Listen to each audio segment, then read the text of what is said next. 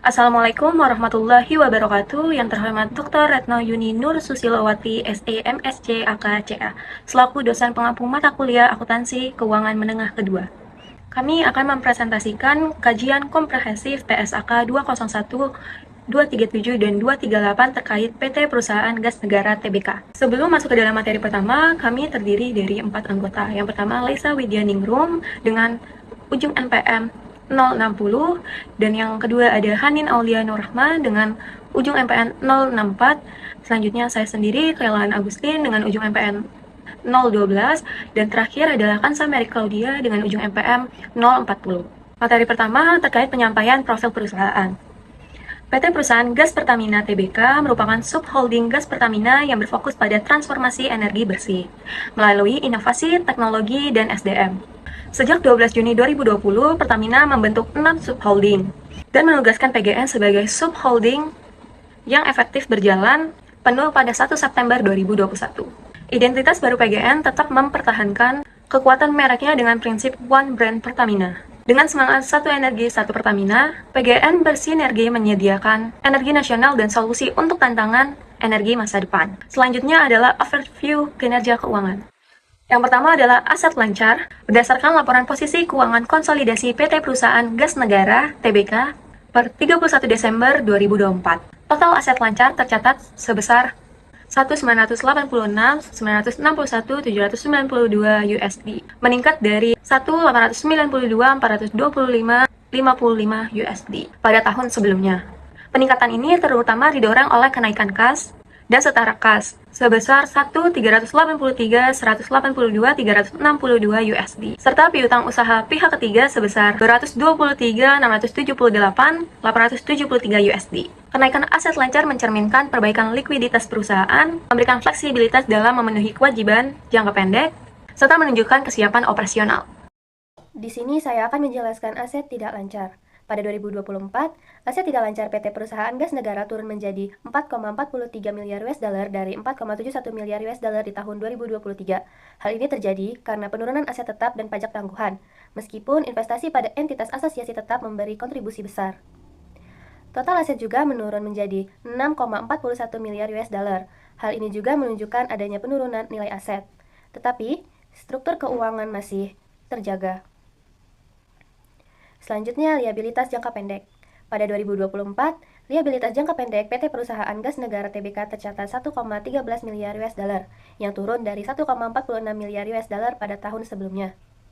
Penurunan ini berasal dari utang usaha, utang bank jangka pendek, dan obligasi jangka pendek. Kondisi tersebut menunjukkan perbaikan dalam pengelolaan kewajiban perusahaan yang berdampak positif terhadap likuiditas dan fleksibilitas keuangan. Kemudian liabilitas jangka panjang. Pada 2024, liabilitas jangka panjang PT Perusahaan Gas Negara tercatat sebesar 1,61 miliar US dollar, sedikit naik dari 1,59 miliar US dollar pada tahun sebelumnya. Komponen utamanya berasal dari pinjaman jangka panjang, liabilitas sewa, serta liabilitas imbalan pasca kerja. Secara keseluruhan, liabilitas perusahaan turun menjadi 2,74 miliar US dollar dari 3,5 miliar US dollar di tahun 2023. Penurunan ini menunjukkan pengelolaan utang yang lebih baik, khususnya pada liabilitas jangka pendek, sehingga memperkuat stabilitas keuangan dan memberi ruang bagi perusahaan untuk mendukung pertumbuhan bisnis ke depan. Baik, saya Laisa Nabila Widyaningrum. Selanjutnya akan membahas overview kinerja keuangan bagian ekuitas. Nah, berdasarkan laporan posisi keuangan konsolidasian PT Perusahaan Gas Negara Tbk per 31 Desember 2024, total ekuitas dalam USD yang dapat diatribusikan kepada pemilik entitas induk tercatat sebesar 2,83 miliar, meningkat dibandingkan tahun sebelumnya yang sebesar 2,70 miliar. Nah, peningkatan ini terutama didukung oleh saldo laba yang dicadangkan senilai 2,65 miliar, serta saldo laba tidak dicadangkan sebesar 339,43 juta. Sementara itu, tambahan modal disetor tetap sebesar negatif 467,57 juta dan komponen ekuitas lainnya menunjukkan nilai negatif 37,65 juta. Secara keseluruhan, total ekuitas perusahaan pada akhir tahun 2024 itu mencapai 3,67 miliar, naik dari yang tadinya 3,54 miliar. Nah, tersebut mencakup kepentingan non-pengendali sebesar 845,48 juta. Nah, dengan demikian, total liabilitas dan ekuitas perusahaan pada tahun 2024 tercatat sebesar 6,42 miliar, sedikit menurun dibandingkan tahun sebelumnya yang mencapai 6,60 miliar. Hal ini menggambarkan kondisi keuangan perusahaan yang relatif stabil dengan pertumbuhan ekuitas bersih, meskipun terdapat penurunan tipis pada total liabilitas dan ekuitas. Selanjutnya, pendapatan. Berdasarkan laporan laba rugi konsolidasian PT Perusahaan Gas Negara Tbk untuk tahun yang berakhir 31 Desember 2024, perusahaan mencatat pendapatan sebesar 3,79 miliar, meningkat dari yang 3,65 miliar pada tahun 2023. Setelah dikurangi beban pokok pendapatan sebesar 3,03 miliar, laba bruto yang diperoleh mencapai 757,38 juta, naik dibandingkan tahun sebelumnya sebesar 733,58 juta. Namun laba operasi mengalami sedikit penurunan menjadi 522,66 juta dari yang tadinya 542,42 juta pada tahun 2023 akibat peningkatan beban umum, administrasi, serta beban lain-lain.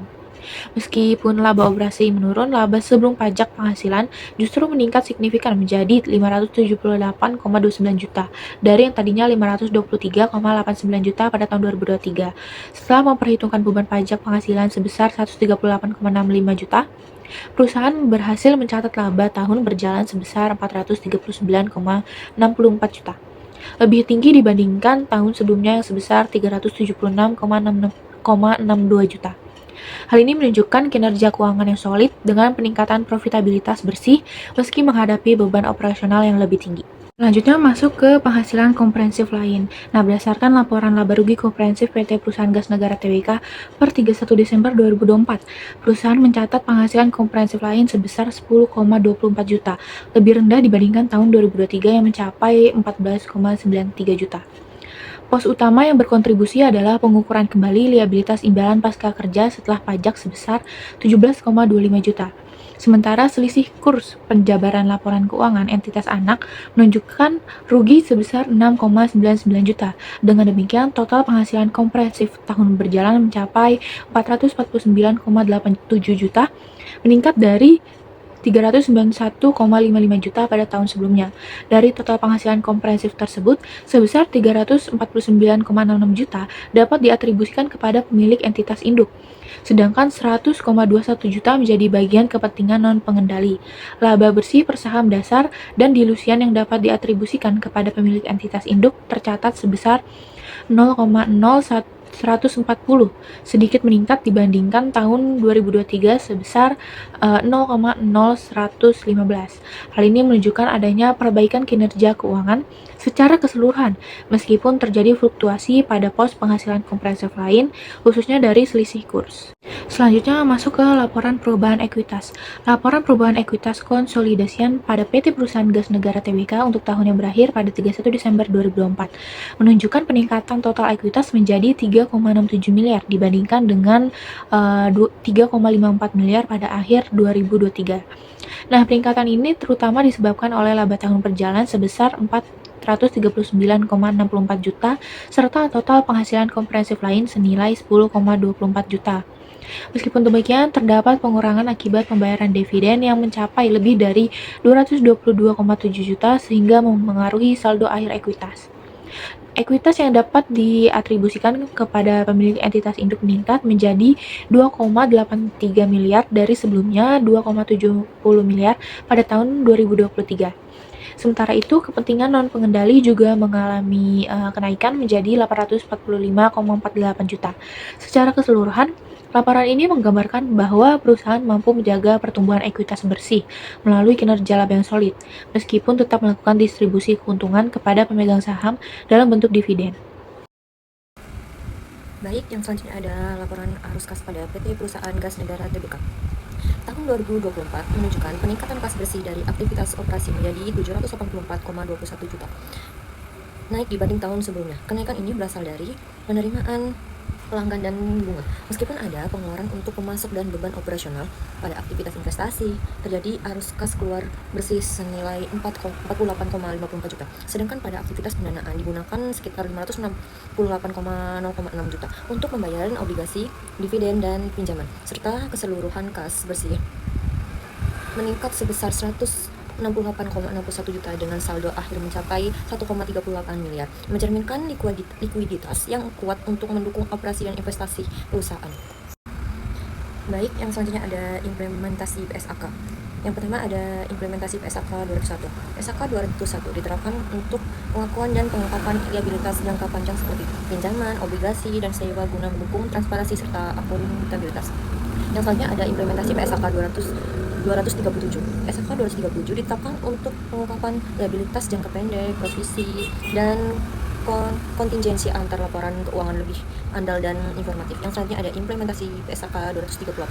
PSAK 238 digunakan dalam pengelolaan aset tak terwujud seperti perangkat lunak, hak paten, dan lisensi yang diakui, diukur serta diamortisasi secara sistematis.